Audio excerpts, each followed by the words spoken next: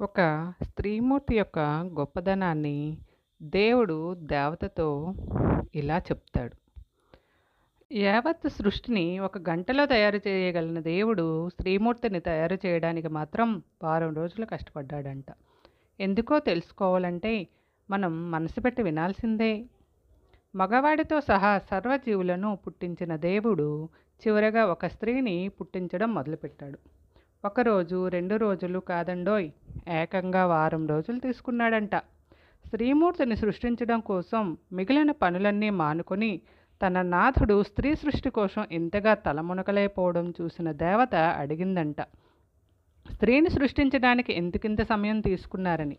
అప్పుడు దేవుడు ఇలా సమాధానం చెబుతాడు, ఏం చేయను మరి? ఈ స్త్రీ హృదయంలో ఎన్ని విషయాలు పొదగాల్సి వచ్చిందో తెలుసా? ఇష్టాయిష్టాలకు అతీతంగా ఉండాలి, సృష్టి వివక్ష తగదు. మొండికేసే పిల్లాడిని క్షణాల్లో దారికి తీసుకోవాలి. చిన్న చిన్న గాయాలు మొదలుకొని ముక్కలయ్యే మనసుల వరకు ఎన్నెన్ని సంఘటనలను ఈ జీవి ఎదుర్కోవాలో తెలుసా? ఆమె ఎంతమందికి ఓ ఔషధంగా పనిచేయాలో తెలుసా? ఆమెకు ఆరోగ్యం బాగున్నా బాగోలేకున్నా తనకు తానే సర్దుకుపోవాలి. అడిగేవారు ఉండొచ్చు, ఉండకపోవచ్చు. రోజుకి 18 గంటలు పని చేయాలి.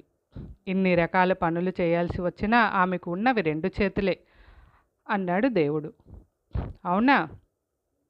ఇన్ని పనులు చేయడం ఆమెకు 2 చేతులేనా అని ఆశ్చర్యపోతూ దేవత ఆమెను మెల్లగా తాకింది.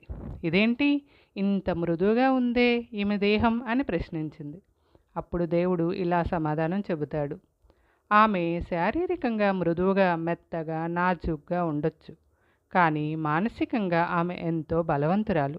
అందుకే ఆమె ఎన్నో సమస్యలను ఎదుర్కోగలదు. అంతేకాదు, ఆమె అన్ని భారాలను తట్టుకోగలదు. ఇష్టం, కష్టం, ప్రేమ, కోపం, తాపం అంటూ అన్ని భావోద్వేగాలను ఆమె చవిచూడాలి. కోపం వస్తే నవ్వుతూ వెల్లడించే శక్తి ఆమెకు ఉండాలి. తనకు న్యాయం అనిపించినప్పుడు అందుకోసం పట్టుపడ్డము తెలుసు. ఇతరుల దగ్గర ఆశించేది ప్రేమానురాగాలను అన్నాడు. ఓహో, ఈమె ఆలోచించగలదా అని దేవత అడిగింది. అప్పుడు దేవుడు ఇలా అంటాడు, ఎందుకు ఆలోచించదు? అన్ని విషయాలు ఆలోచించడమే కాకుండా సమస్యలు ఎదురైతే పరిష్కారాలు చెప్పగలదు అన్నాడు.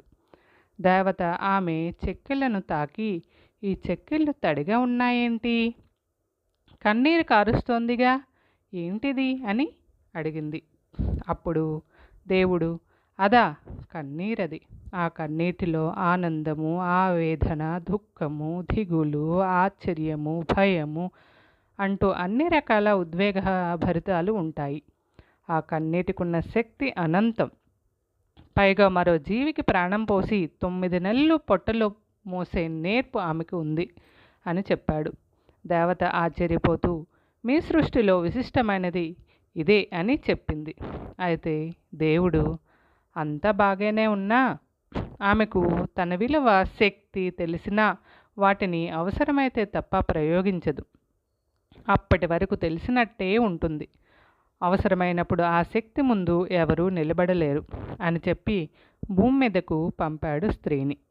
ఇదంతా వింటుంటే మన జీవితంలో జరిగిన ఎన్నో సంఘటనలు జ్ఞప్తికి వస్తున్నాయి కదా.